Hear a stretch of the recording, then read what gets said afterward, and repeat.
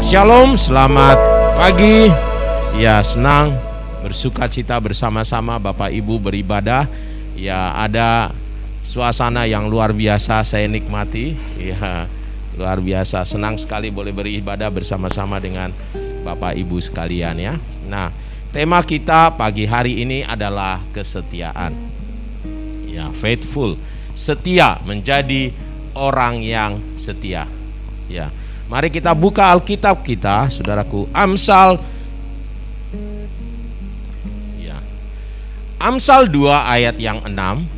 Ya, firman Tuhan berkata begini.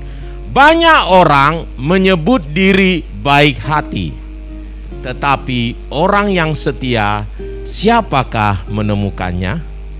Ya, Bapak Ibu, orang yang setia, kesetiaan adalah satu karakter yang sangat-sangat penting. Dan kalau lihat ayat ini, dia bahkan melebihi dari kebaikan hati kita.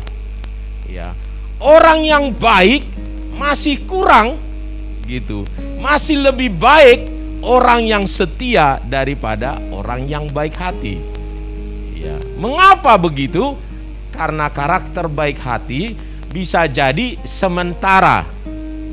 Ya, dia baik karena ada maunya. Ada yang lebih baik.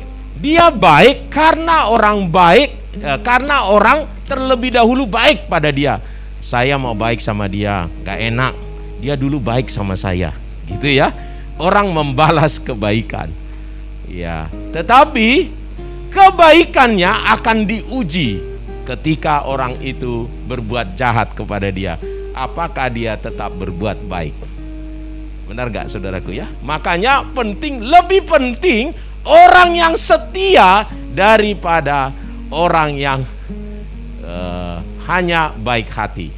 Karena baik hati dipengaruhi oleh situasi, oleh keadaan, ya, oleh perasaan hatinya.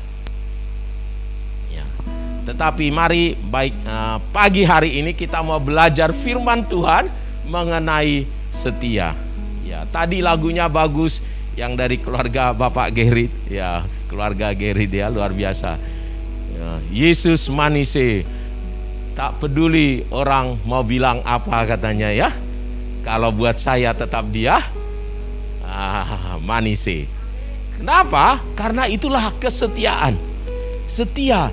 Orang-orang mau bilang apa, situasi boleh bilang apa, dia tetap Yesus manise. Amin. Ya, lalu dilanjutkan lagunya tadi. Meskipun gelombang apa tadi?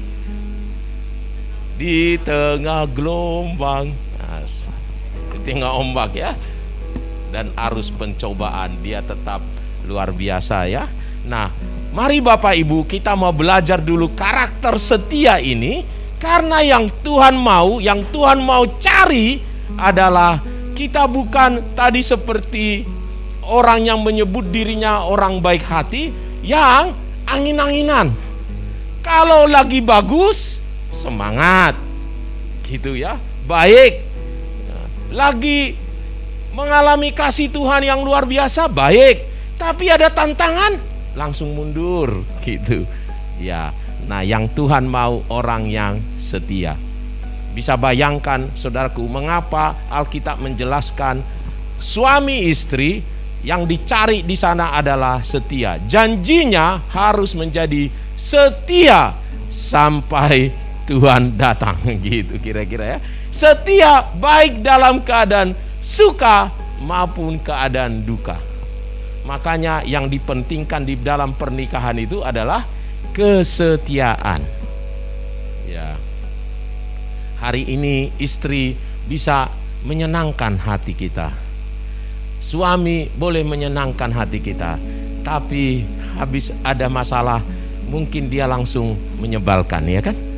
Bisa jadi pasangan kita bisa jadi, wah kenapa sih kok baru aja kemarin, baru aja sebentar dia kayaknya baik sekali, tapi kok sekarang kok jadi begini. Nah, dibutuhkan kesetiaan. Ya, begitu di dalam Tuhan kita ini. Karena ternyata hidup kita tidak selamanya selalu hujan, tidak selamanya kan kering, ya. yang Tuhan mau kita tetap setia. Tidak peduli orang mau bilang apa gitu, tidak peduli keadaan apa, tetapi aku tetap mau setia. Amin. Iya. Nah, setia dalam kamus bahasa Indonesia, saya catat saudaraku, lanjut ini ya. Setia itu ternyata adalah kalau kepada janji dia berpegang teguh. Ya. Kepada pendirian dia juga berpegang teguh. Itu maksudnya orang setia. Terhadap atasan, kalau hubungan itu menjadi patuh, dia setia. Dia terus menjadi, walaupun ya keadaan tidak mendukung, dia tetap setia. Patuh, dia tetap taat. Nah, betapapun katanya berat tugasnya, tetapi dia tetap menjalankan. Ya. Lalu yang kedua adalah tetap dan teguh hati. Ini dalam persahabatan, dalam suami istri harus tetap teguh hati. Ini adalah pasangan saya yang dari Tuhan. Tanpa dia bersama kami akan hancur gitu. Harus ada keteguhan hati begitu. Saya sudah pilih dan Tuhan sudah berkati, maka kami adalah sejodoh. Ya, makanya tidak boleh dipisahkan. Kalau dipisahkan sudah disatukan pasti sakit. Gitu ya. Ibarat udah nempel, dipisahkan tidak bisa, ya kan? Nah, harus begitu. Nah, itu namanya setia. Dan kesetiaan tentu karena karena kata dasarnya dari setia, ya pasti berhubungan dengan itu. Jadi kata benda ini ya, kalau kesetiaan, keteguhan hati, ketaatan, atau dalam persahabatan atau dalam perhambaan ya, yaitu kepatuhan. Ya. Nah, dari definisi ini, mari kita lihat yang Tuhan mau bagaimana kita sebagai orang yang setia. Tadi lagunya yang terakhir itu ya, ku berjuang kau dapati aku tetap setia ya. Selidiki ya, itu awalnya ya, selidiki aku. Nah, Tuhan mau kita menjadi orang-orang yang setia. Ya, kita paham sekarang jadinya ya, orang boleh banyak berkata katanya baik hati, tetapi yang Tuhan cari sebenarnya adalah orang yang setia.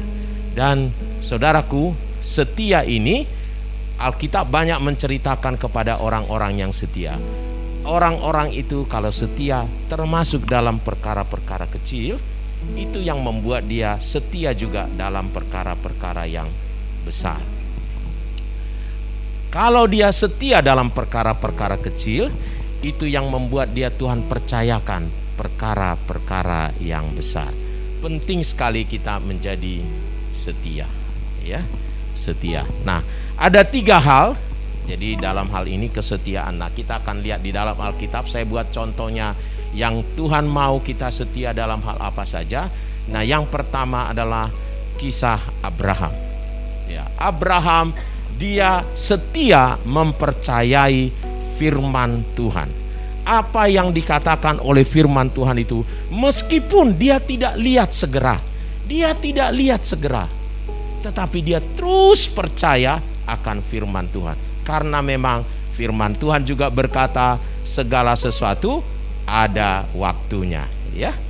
Memang kita pengennya sih cepat-cepat ya. Ya, saya percaya. Nah, tadi ada kesaksian berdoa dapat mobil, yang lain mungkin berkata, lalu gua kapan Tuhan gilirannya gitu. Tenang, semua dapat bagian. Ya, tunggu waktunya. Tunggu waktu Tuhan ya. Ya. Nah, Abraham, saudaraku, Tuhan berjanji kepada dia bahwa dia akan menjadi bangsa yang besar. Anak-anaknya akan banyak. Tetapi sampai usianya tua, tetap saja dia tidak melihatnya. Nah, perhatikan ayat ini, bagaimana kesetiaan dari Abraham. Roma 4 ayat 18 sampai 20, ayat 18 sampai 21 ya. Sebab sekalipun tidak ada dasar untuk berharap, perhatikan ini, tidak ada lagi dasarnya untuk berharap karena usianya sudah lanjut. Namun Abraham berharap juga dan percaya bahwa ia akan menjadi bapa banyak bangsa menurut yang telah difirmankan, demikianlah banyaknya nanti keturunanmu. Imannya tidak menjadi lemah, walaupun ia mengetahui bahwa tubuhnya sudah sangat lemah, karena usianya telah kira-kira 100 tahun, dan bahwa rahim Sarah telah tertutup. Tetapi perhatikan ini, tetapi terhadap janji Allah ia tidak bimbang karena ketidakpercayaan, malah ia diperkuat oleh imannya, dan ia memuliakan Allah dengan penuh keyakinan bahwa Allah berkuasa untuk melaksanakan apa yang telah ia janjikan. Ya, hidup kita ditentukan oleh firman Tuhan. Kita harus percaya akan firman Tuhan. Allah mau kita setia mempercayai firman.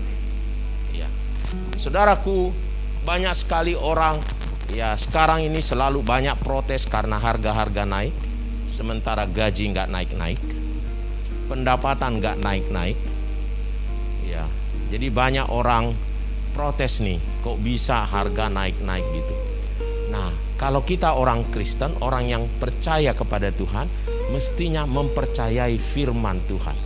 Apa itu? Firman Tuhan berkata begini ya, aku adalah gembala yang baik. Mazmur itu berkata, Tuhan adalah gembalaku, takkan kekurangan aku. Jadi kalau kita kekurangan, berarti kita kurang membuat Tuhan kita jadi gembala. Benar gak saudaraku? Harusnya begitu.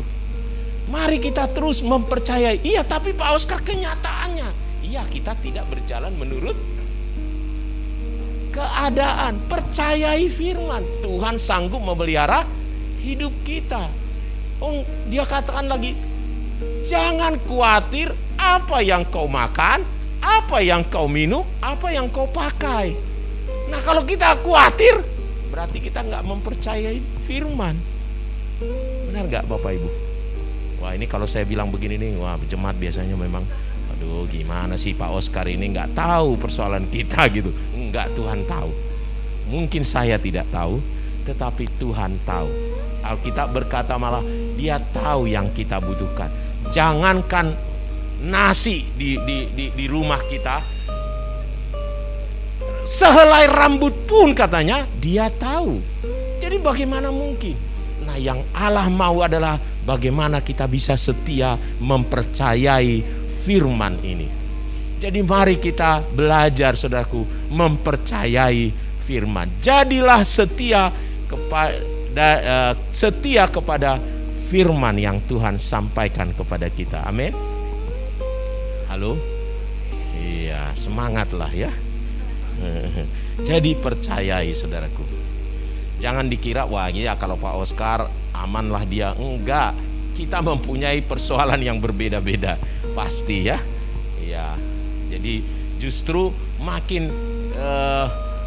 kita dibawa Tuhan naik, maka persoalan kita di sana makin lebih besar. Karena memang Tuhan mau kita itu naik kelas, ujiannya pun makin berat gitu. Anak SD ya pelajarannya ujiannya SD. Tapi SMP ujiannya SMP, ya kan? Nah, benar gak Bapak Ibu? Iya, ada. Semua kita mempunyai persoalan sendiri-sendiri. Dan firman-Nya tetap sama. Kita harus mempercayai firman Tuhan. Amin. Jadi mari ketika kita setia mempercayai firman, apa yang terjadi pada Abraham akhirnya terjadi pada waktunya. Pada waktunya. Mari kita belajar mempercayai firman. Jadi seorang yang setia mempercayai firman. Nanti lihat mukjizatnya yang luar biasa, Bapak Ibu ya. Nah, itu yang pertama.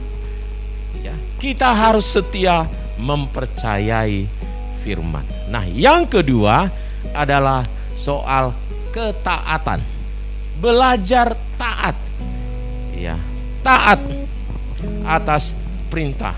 Tadi terhadap janji, pegang janji Tuhan. Yang kedua adalah taat. Ya, Ayub 1 ayat 20 sampai 22. Maka berdirilah Ayub, ini setelah malapetaka yang terus dihadapi dia.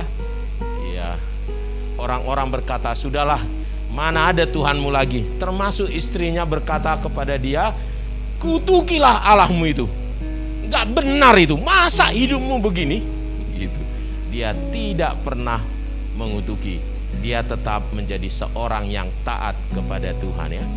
Maka berdirilah Ayub, lalu mengoyak jubahnya dan mencukur kepalanya. Kemudian sujudlah ia dan menyembah. Katanya, dengan telanjang aku keluar dari kandung ibuku, dengan telanjang juga aku akan kembali ke dalamnya. Tuhan yang memberi, Tuhan yang mengambil. Terpujilah nama Tuhan. Dalam kesemuanya itu, ini yang harus kita perhatikan. Dalam kesemuanya itu, Ayub tidak berbuat dosa dan tidak menuduh Allah berbuat yang kurang patut. Dan kita tahu akhirnya cerita berikutnya, Tuhan memberkati Ayub 2 kali lipat, ya. Karena yang penting itu endingnya. Iya, kalau di film itu yang penting endingnya, ya kan? Nah, nggak ada gunanya bagus-bagus di awal, tapi akhirnya nggak bagus gitu, ya. Karena endingnya, cerita akhirnya. Karena orang filsafat berkata, yang penting itu siapa pemenangnya di terakhir. Terakhirnya itu yang menentukan mendapatkan mahkota atau apa. Ya, ada orang kalau di perlombaan dia lebih duluan gitu, tetapi akhirnya dia jatuh lalu ya kalah gitu. Ada orang yang jatuh kalah gitu di awal-awal, tapi dia akhirnya bisa menyusul dan dia jadi pemenang. Mana yang dihargai? Yang terakhir. Dalam ngikut Tuhan juga sama, Bapak Ibu. Makanya kalau dibilang taati pemimpinmu, dan dia katakan contohlah akhir hidup mereka. Yang dilihat itu akhirnya bagaimana. Dan itulah yang terjadi pada Ayub. Akhirnya dia diberkati Tuhan luar biasa, katanya sampai 2 kali. Kenapa? Karena dia menjadi seorang yang setia. Dia taat. Dia terus melakukan ketaatan, mengerjakan semua yang harusnya dia kerjakan. Terus melakukan perintah-perintah Tuhan. Dia menjadi seorang yang setia. Meskipun orang berkata, wah kamu bodoh. Ya, tadi kayak lagu itu juga, entah mau bilang apa gitu harusnya, ya. Aku senang sekali tadi lagunya, ya. Kayaknya memang sengaja Tuhan buat supaya jadi gampang ilustrasinya, ya. Banyak orang akan berkata, waduh memang kamu bodoh gini, masa mau kamu terus saja begini gitu. Enggak, percayalah di dalam Tuhan, ya. Teruslah menjadi seorang yang taat, ya. Jangan mau kompromi, ya. Orang-orang si jahat akan bilangin, kapan lagi, sudahlah gitu, ya. Sudahlah gitu. Kapan lagi. Saudaraku, saya kesaksian, saudaraku, ya. Nah, kapan hari itu saya jadi ikut di hukum perdata, saudaraku. Saya ikut dituntut orang, ya, karena pekerjaan. Nah, lalu pengacara saya bilangin, Pak, pengacara yang sana membayar dengan uang, gitu. Ya sudahlah, aku bilang gitu. Ya sudah, biarin saja. Ya, dan memang saya jadi kalah. Saya harus bayar mahal, Bapak Ibu, ya. Nah, kemarin saudaraku saya lihat di TV, pengacara yang jadi lawan saya itu ketangkap KPK. Kenapa? Nyogok Hakim Agung. Jadi waktu pengacara saya bilang, Pak, akhirnya saya bilangin, saya ke pengacara saya, akhirnya dia kena batunya. Karena tidak ada yang yang salah, akan terus saja menikmati hasil kesalahannya. Someday Tuhan akan hukum orang, ya. Nah, dia kena batunya, ya. Waktu saya lihat si berita nggak ada namanya, pengacara dari Semarang gitu, langsung di dalam hati saya, ya, nah rasain, mungkin si Anu itu pikir saya gitu ya, tapi saya langsung, saya tidak boleh gitu. Tapi akhirnya saya lihat benar orangnya itu, saudaraku. Waktu lihat di di televisinya, beritanya, oh ya betul orangnya itu. Ya, dia padahal orang Kristen, saudaraku ya. Ya, kalau salibnya salib, nah, gitu ya. Ada kalungnya kalung salib besar gitu. Tapi akhirnya ya begitulah. Kenapa? Karena dia, kalau ngomong-ngomongnya banyak YouTube-nya, saudaraku, bagus-bagus saja. Dia kayak orang, jadi bisa kayak pendeta itu, ngomongnya yang baik-baik gitu. Tapi kelakuan ya itu tetap. Nah, makanya tadi orang banyak mengatakan dia orang baik, tapi dia tidak setia. Kalau ada uang, ya dia lupa semuanya. Dia membela yang bayar. Iya. Dan dia kena, saudaraku ya. Nah, Tuhan mau kita menjadi orang-orang yang taat. Meskipun situasinya tidak mendukung. Ya, kita harus menjadi orang yang taat. Meskipun jadi kita harus rugi karenanya, tidak apa-apa. Ya. Saya dulu belajar taat itu diajari, saudaraku, karena masih mahasiswa. Nilai saya jadi jelek karena apa? Tidak boleh nyontek. Ya, udah biasa nyontek, lalu tidak bisa nyontek, ya nilainya langsung jelek. Ya belajarlah, ya kan? Ya, kalau ada orang, saya percaya Sakeus ketika dia bertobat, maka dia hidupnya langsung jadi cukup-cukupan aja. Pasti dia mengatur kehidupannya. Tadinya mungkin berfoya-foya hidupnya, tapi dia harus merubah hidupnya. Ada harga yang harus dibayar karena menjadi seorang yang taat. Ya. Nah, Ayub, saudaraku, ya ini adalah contoh yang sangat ekstrim kalau Ayub ini. Tetapi kita mau belajar, saya percaya belajar mungkin tidak perlu harus jadi seperti Ayub kita. Ya, tetapi mari kita dalam segala tantangan hidup kita, mari kita menjadi orang yang taat. Amin. Seorang yang taat kepada Tuhan, seorang yang taat pada pemimpin rohani gitu ya. Seorang yang taat, ya tidak berneko-neko. Itulah tanda orang yang setia. Percayalah, Tuhan pasti bela. Tuhan pasti bela. Tuhan akan jagai. Dan jangan-jangan itu adalah cara Tuhan untuk membawa kita naik lebih tinggi. Naik lebih tinggi. Ya. Itu yang kedua, saudaraku.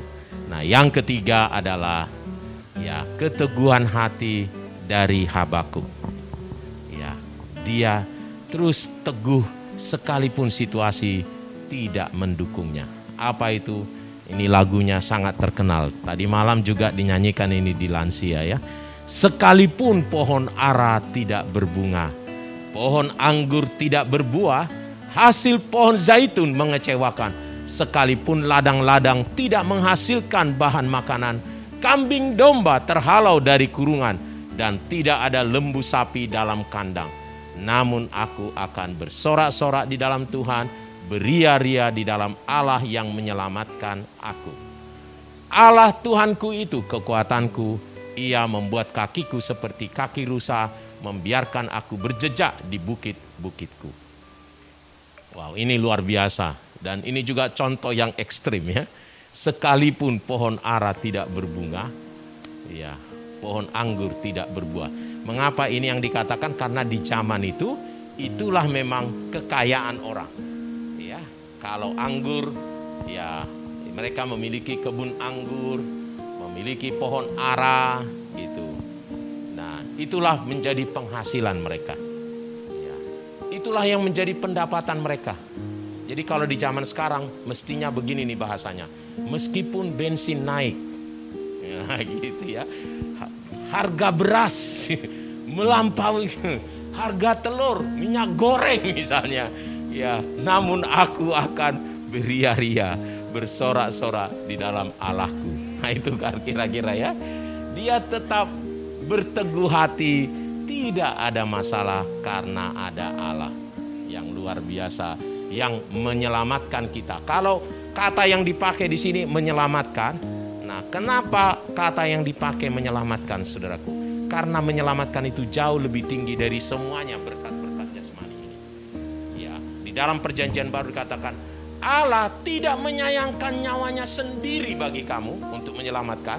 Bagaimana mungkin Ia tidak mengaruniakan segala sesuatu? Nah itu, ada keteguhan hati. Wow, kalau Dia memperhatikan saya, menyelamatkan saya, menyerahkan nyawanya pada saya, bagaimana mungkin Ia tidak menyediakan soal makanan, minuman? Ya, gak mungkin. Nah, ini yang harus dipegang. Nah, ini namanya setia, saudaraku. Pegang, menjadi orang yang setia. Nah, di zaman sekarang ini Allah mencari orang-orang yang setia ini supaya dia bisa melihat pekerjaan Tuhan yang luar biasa. Ya, saudaraku, gambaran orang setia dibuat adalah Yesus. Kalau Filipi 2 berkata, ya Allah itu, Yesus itu katanya, dia taat sampai mati. Bahkan sampai sebagai manusia dia taat sampai mati. Itu kesetiaan terhadap perintah Bapaknya. Dia keteguhan hatinya, dia merelakan bahkan nyawanya katanya. Lalu kata-kata selanjutnya adalah, itulah sebabnya Allah sangat meninggikan dia dan memberi nama di atas segala nama. Kesetiaan akan menghasilkan mukjizat yang luar biasa, Bapak Ibu. Ya. Karena kesetiaan seorang istri, dia terus berbuat baik, hidup saleh, dia dapat memenangkan suaminya yang tidak taat pada firman. Benar tidak? Alkitab menceritakan itu. Kesetiaan akan menghasilkan mukjizat yang luar biasa. Ya. Untuk orang-orang pelajar bilangnya rajin pangkal pandai. Kerajinan itu kesetiaan. Terus belajar, akhirnya jadi pandai. Iya, itu upahnya. Iya, rajin menabung menjadi kaya. Ya, iya, kesetiaan itu penting sekali, luar biasa. Hasilnya akan luar biasa. Mari Bapak Ibu, mari kita menjadi orang-orang yang setia. Amin. Menjadi yang setia. Saya percaya Pelamongan akan menjadi jemaat yang luar biasa karena kesetiaannya. Ya. Jadi dalam hal apa tadi? Mempercayai firman. Lalu melakukan, menjadi seorang yang taat, menjadi pelaku firman. Pegang firman berbeda dengan melakukan firman. Kalau pegang firman, janji-janji Tuhan yang dipegang. Kalau tadi melakukan firman, kalau kita diminta sesuatu, kita dengan sigap, dengan rendah hati, dengan kerelaan melakukan, iya kan? Nah, itu melakukan firman. Disuruh berubah oleh firman, berubah. Ya, namanya taat. Dan yang ketiga adalah keteguhan hati. Ketetapan hati, ya, ketetapan hati meskipun situasi tidak mendukung. Kenapa? Ada satu keyakinan, ya, ada satu keyakinan kalau Tuhan menyelamatkan kita, mengorbankan yang jauh lebih besar, bagaimana mungkin Ia tidak memberikan hal yang sepele-sepele itu. Tuhan memberkati kita, mari kita datang kepada Tuhan. Saya rindu kita nyanyikan lagu yang tadi ya. Lingkupi, selidiki aku. Ya.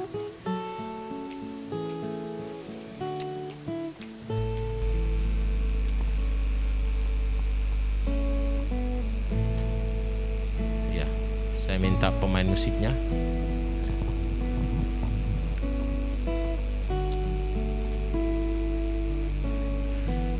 Mari kita datang kepada Tuhan, saudaraku ya. Terima kasih Tuhan untuk kebenaran firman-Mu Tuhan pagi hari ini. Kami mau Engkau dapati kami menjadi orang-orang yang setia Tuhan.